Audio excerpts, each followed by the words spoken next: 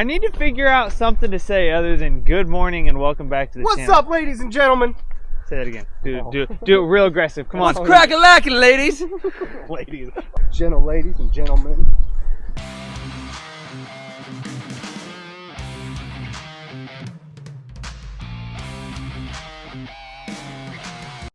Alright, well, there's nothing like starting at about what? What is it, 9:30?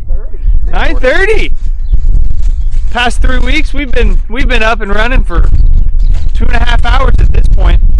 But we decided to take advantage of a more relaxed morning. So, very breezy out today. I'm not sure if you guys can hear that. But that makes it perfect for blowing off the combine. This is probably going to be the most in-depth blow. But I think Kyle gets the wonderful job of blowing the combine off today. But he won't have to worry about dust being in his face as long as he stands on the right side of the machine. Look at that. Look at that. That helped you out. Blows right away from you. Halfway done now. Yeah. This is the time that everything's coming off. We're gonna strip her down. Strip her down and expose her. Kyle's gonna. Come on now, you guys. This is what's really awesome about the fall we had. Well, one, this is all just absolutely packed in here, but it is all dry. None of it is caked in there like normal. So I think majority of this we can get with the air compressor. A lot of the times this stuff, literally you have to take like a screwdriver and a chisel and just dig it out of there. You got one. Hey, Kyle got one, Dustin's got 6. Well, after the third time of asking out of this apartment, I'll get this one if I can. This one's always fun. I forget where it's at. Maybe. There we go. okay. Oh. Oh man, easy access though. Yeah, that's for sure. I think we'll just leave it this way. That way, once Kyle gets this done, we can kind of come through and finish the maintenance on it. If there's anything that the air compressor won't get. Okay. Well, Kyle, we'll see you in like 2.5 hours. That's fine. Leave me alone. No, you're good. If you want to start on that, we'll get shields off. Okay.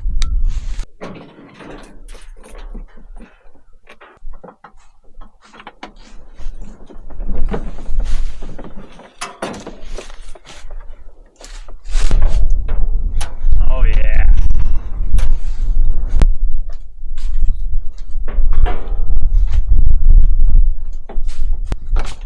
Yeah, what you call that? So you can blow the rotor out and all that. Okay, that works. Right? Yeah, let's go ahead and if it comes off easily with a couple clips, let's take it off. Now this one, we may have to wait till he gets started on it because they're buried under here. Got one. At least the wind was away from me on that one. This one's gonna be right. Nope. I'm gonna let him finish blowing that off first. Alright, well, we're going to let Kyle work on that for a while. As windy as it is, nobody else is working around him because it is way too dusty, dirty, and just not worth getting it in our eyes any more than we already have. Okay. Are we sure? Maybe the wind is not a good thing right now.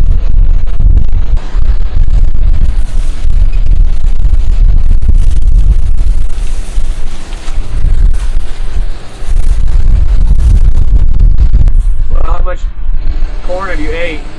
None yet. I'm actually... Well, that's good. Yeah, I'm actually staying upwind of it. Whew. It is windy. I hope that audio out there wasn't too terrible. I don't exactly have the best microphone on this for wind. Got a little bit of corn that's hanging up on some bracing and stuff inside the auger cart, that normal stuff. So, what we're gonna do, Dustin's going to pull it around this west side of the shop I'm gonna hook this hose onto our reel over here, and that should reach far enough to do what little bit of blowing we need on that auger cart. Not gonna lie, Dad and I have been working on some bookkeeping in the office that we have put off for several weeks while we've been in the field. But don't worry, Kyle and Dustin have been hard at work still. Dustin's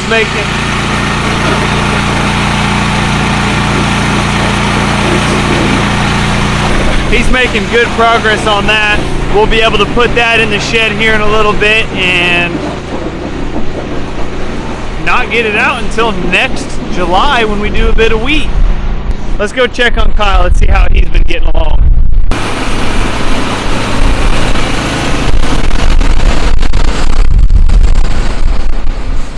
Now that all looks really good. Well, you making any progress? A lot of stuff. Yeah. Well, if you want to blow that off real quick, I'll get that last pin and I'll at least get that off for you. I didn't feel like digging through it earlier. I don't blame you. The wind definitely helps. Yeah.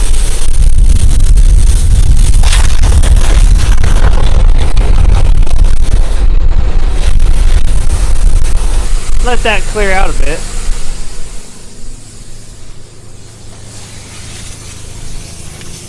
There it is.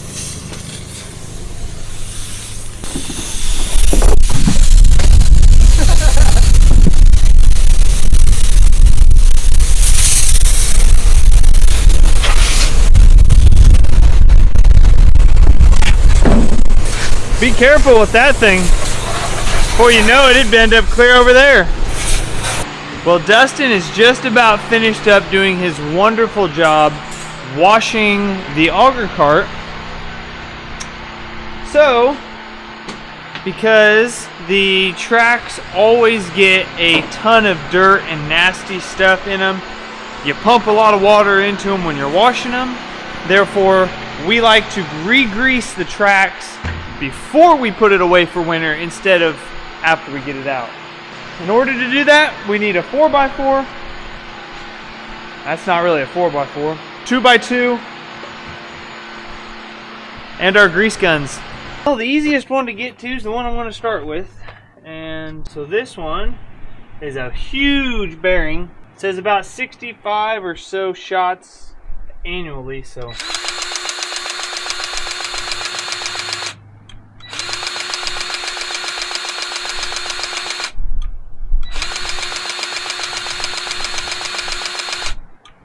There was 75.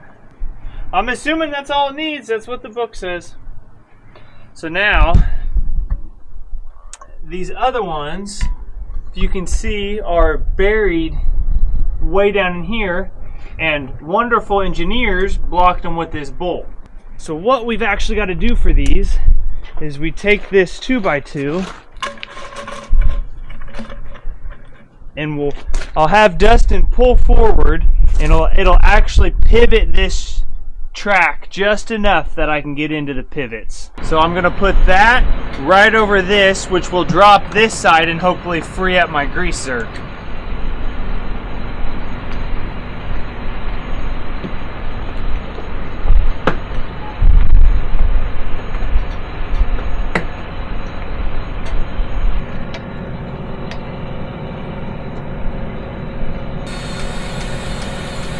Beautiful. Now we'll put this on this one so we can get the front bearing.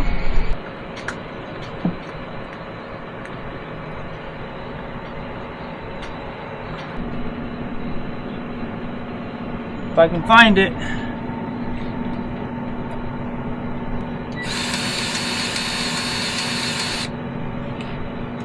All right, now I've got one set done. I've got one more set on this side. And then I've got the two on the other side I'm gonna hit real quick. Show you guys these tracks real quick. I'm always impressed with how well these tracks work. Now if you can tell, if you can see how the outside kind of angles up on both sides. So when this cart is empty, the footprint of this track actually shortens by roughly about a foot on each side, which causes less wear on the tracks, easier to turn in that things. But these shocks, as soon as you put weight on the cart, those squish down and you utilize the full footprint. And then the terrain thing, and these are really cool. So main pivot here does your up and down, but then these shocks also let this and this raise and lower independently. And then these bearings, these bushings that I just greased, actually let the track go left to right. So they go this way, and this way, all inside each one of those. And it just makes for one smooth riding auger cart. But enough about that. That's just me nerding out on a set of rubber tracks. Dustin did a great job getting this all cleaned up. And really, the only maintenance thing on this thing is greasing, which we got done in about 2.5 seconds. So she is ready to be put away. And it looks like we're gonna have to move some other equipment first.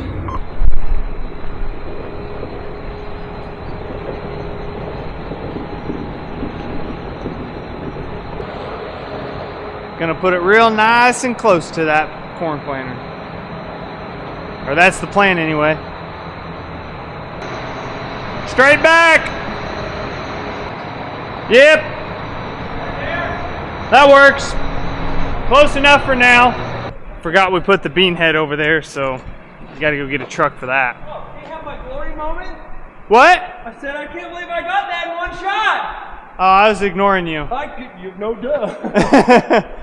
No, I've never been able to lock the planter in with that one sitting there in one shot without having to. Heck yeah. It also makes it, not to spoil your glory moment, It helps not having a tractor on. helps not having the bean head right there. That too, and a tractor on the Yeah, corn planter, it's which there true. usually But is. good job. I'm learning!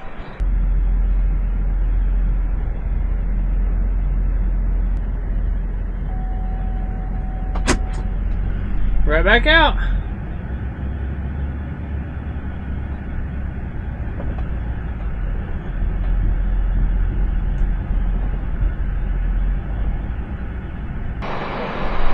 Dustin said I got a little close to the wall on my first try. Oh, dude, you were, I mean, it was like that, my butthole fucker.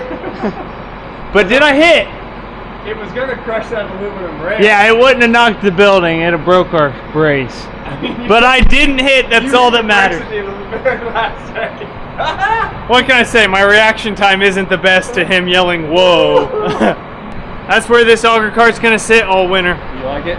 Yep, I think we're good. Let's go ahead and get it unhooked. This tractor's next up on the washing block. Ah, did you see what I did there? Not the chopping block. The washing block. Unplug our cameras real quick.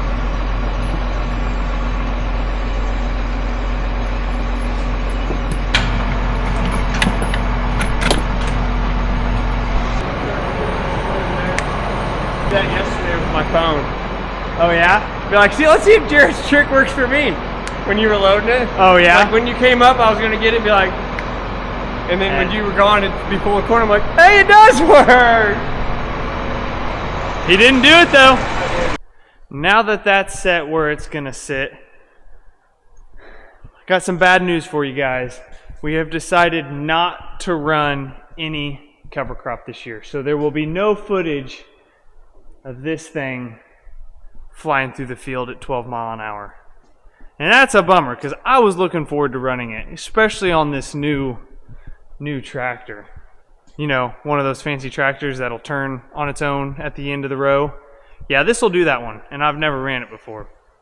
But the ground conditions are just not what we are wanting. In order to get enough dirt moved to get the cover crop where we want it, we were literally having to almost work the ground. And being no-till, we pretty much decided that that was completely defeating the whole purpose of the cover crop. So we just sent all the seed back, and we're not going to mess with it this year. But before we put this away for good, if you guys remember, the issue I was having is the monitor kept telling me that these clutches were not turning. So now that Dustin's here with me, We're going to check that over, make sure we put it back in the shed working instead of pulling it out when we actually need it and having to work on it. Well, unfortunately, that blower is going to be screaming in my ear, but I got Dustin. Okay, go ahead.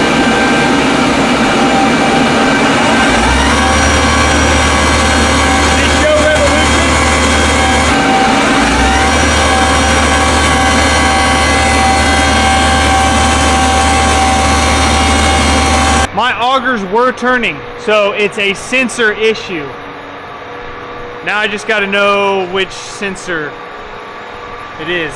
Here's what I have found so far. So, as you guys saw, this motor runs this hex shaft, which turns these clutches, which in turn turns these screw augers, which pushes cereal rye for us into these, blows them out the tube onto the ground.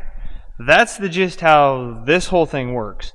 So you've got these two hydraulic hoses that are controlled by an electronic valve that controls the flow, the rate of flow. So it controls how fast this turns, and then you've got a speed sensor here that is supposed to tell the monitor how fast this is turning, which and then correlates to how fast these clutches are turning. The problem is, I am not getting any feedback in the cab from that sensor. All my tests, if you watch the clutches, all of my tests are running perfectly. Spinning them fast, spinning them slow, on, off, this, that, and the other. But according to the monitor, I'm not turning at all, ever. We've pretty much come to the conclusion that the sensor's gone bad. All of the wiring harness, everything back to that sensor looks good. I traced that harness clear up to my rate controller. Everything looks good. So that ended up being the easy part. The hard part right now is finding what sensor that is, finding somebody that knows what we're talking about, and getting one ordered. Well, I think we made a little bit of progress. We finally found somebody that knew what we were talking about, gave us a part number, and even a couple things to check on here to make sure it is the speed sensor that went out. But you know what? It's 5 o'clock and harvest is over. So it's not much to do, but it can wait till tomorrow because I'm going home. And in case you guys were wondering, a shrimp's heart is in its head. Hope you guys enjoyed the video. Subscribe if you haven't, and as always, we will see you in the next one.